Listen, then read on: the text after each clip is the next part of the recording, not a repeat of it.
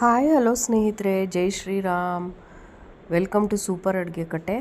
ಇವತ್ತು ಬೇಸಿಗೆಗೆ ಸರಿ ಹೊಂದುವಂಥ ಅಡುಗೆನ ಹೇಳ್ಕೊಡ್ತಾ ಇದ್ದೀನಿ. ಇವಾಗ ಮಾರ್ಕೆಟಲ್ಲೆಲ್ಲ ಯಥೇಚ್ಛವಾಗಿ ಈರುಳ್ಳಿ ಕಾವು ಸಿಗ್ತಾ ಇದೆಯಲ್ಲ ಸ್ನೇಹಿತರೆ, ಇದರಲ್ಲಿ ಒಂದು ರುಚಿಕರವಾದ ಸಾಸಿವೆ ಅಥವಾ ಮೊಸರು ಬಜ್ಜಿ ಅಂತಲೂ ಕರೀತಾರೆ. ತಂಪಾಗಿರುತ್ತೆ, ಹಾಗೆಯೇ ಬಿಸಿ ಬಿಸಿ ಅನ್ನ ಕಲಿಸ್ಕೊಂಡು ತಿನ್ನೋಕ್ಕೆ ತುಂಬಾ ಚೆನ್ನಾಗಿರುತ್ತೆ. ನೆಂಚ್ಕೊಂಡು ತಿನ್ನೋಕ್ಕೆ ಸ್ನೇಹಿತರೆ, ಈರುಳ್ಳಿ ಕಾವಲ್ಲಿ ಯಾವುದೇ ಒಂದು ಪದಾರ್ಥ ಮಾಡಿದ್ರೂ ತುಂಬಾ ಟೇಸ್ಟಿಯಾಗಿರುತ್ತೆ. ಅಂಥದ್ದೇ ರುಚಿಕರವಾದ ಈರುಳ್ಳಿ ಕಾವು ಸಾಸಿವೆ ಅಥವಾ ಈರುಳ್ಳಿ ಕಾವು ಮೊಸರು ಬಜ್ಜಿ ರೆಸಿಪಿನ ಹೇಳ್ಕೊಡ್ತಾ ಇದ್ದೀನಿ. ಸುಲಭವಾಗಿ ಮಾಡುವಂಥ ರೆಸಿಪಿ ಇದು. 5 ನಿಮಿಷದಲ್ಲಿ ಮಾಡ್ಕೊಂಬಿಡ್ಬೋದು. ಸೊ ಬನ್ನಿ ನೋಡ್ಕೊಂಬಿಡೋಣ ಹೇಗೆ ಮಾಡೋದು ಅಂತ. ನೀವು ಹೊಸದಾಗಿ ನನ್ನ ಚಾನಲ್ನ ನೋಡ್ತಾ ಇದ್ದರೆ ದಯವಿಟ್ಟು ಚಾನಲ್ನ ಸಬ್ಸ್ಕ್ರೈಬ್ ಮಾಡಿಕೊಂಡು ನೋಡೋದ್ರಿಂದ ಎಲ್ಲ ನನ್ನ ರೆಸಿಪಿಗಳು ನಿಮ್ಮನ್ನ ಬೇಗ ತಲುಪುತ್ತೆ. ಇದನ್ನು ಮಾಡೋದಕ್ಕೆ ನಾನು ಸ್ವಲ್ಪ ನೋಡಿ ಈರುಳ್ಳಿ ಕಾವನ್ನ ಚೆನ್ನಾಗಿ ತೊಳ್ಕೊಂಡು ಸಣ್ಣದಾಗಿ ಹೆಚ್ಕೊಂಡಿದ್ದೀನಿ. ಸಣ್ಣದಾಗಿ ಹೆಚ್ಕೊಳ್ಳೋದ್ರಿಂದ ಬೇಗನೆ ಬೇಯುತ್ತೆ.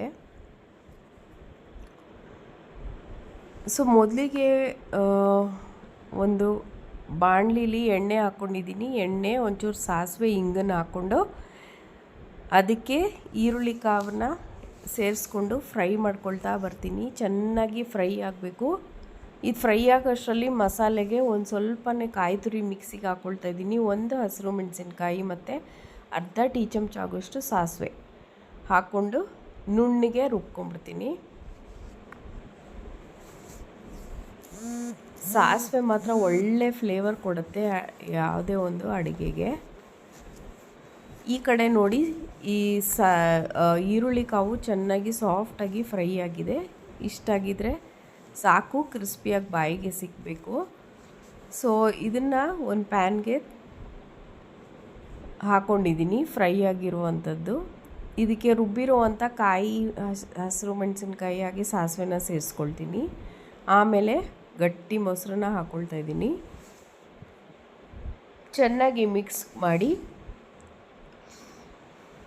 ಮಿಕ್ಸ್ ಆದಮೇಲೆ ಎಣ್ಣೆ, ಸಾಸಿವೆ, ಕರಿಬೇವು, ಕಡಲೆಬೇಳೆ, ಉದ್ದಿನಬೇಳೆ ಒಗ್ಗರಣೆ ಕೊಟ್ಬಿಟ್ರೆ ನಮ್ಮ ಈರುಳ್ಳಿ ಕಾವಿನ ಸಾಸಿವೆ ರೆಡಿ ಆಗೋಯ್ತು. ಎಷ್ಟು ಸುಲಭ ಅಲ್ಲ, 5 ನಿಮಿಷದಲ್ಲಿ ರೆಡಿ ಆಗೋಯ್ತು ಸ್ನೇಹಿತರೆ. ಆದರೆ ರುಚಿ ಮಾತ್ರ ಅದ್ಭುತವಾಗಿರುತ್ತೆ. ಇದೊಂದಿದ್ರೆ ಸಾಕು, ಅನ್ನಕ್ಕೆ ಬೇರೆ ಏನೂ ಬೇಡ.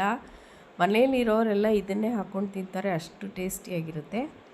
ಖಂಡಿತ ಈ ರೆಸಿಪಿ ನಿಮ್ಮೆಲ್ಲರಿಗೂ ಇಷ್ಟ ಆಗಿದರೆ ಖಂಡಿತ ಟ್ರೈ ಮಾಡಿ. ಒನ್ಸ್ ನನಗೆ ಹೇಗಿತ್ತು ಅಂತ ತಿಳಿಸ್ಕೊಡಿ. ಈ ರೆಸಿಪಿನ ಎಲ್ಲರ ಜೊತೆ ಶೇರ್ ಮಾಡಿ, ಲೈಕ್ ಕೊಟ್ಟು ಕಾಮೆಂಟ್ ಮಾಡಿ ಸ್ನೇಹಿತರೆ.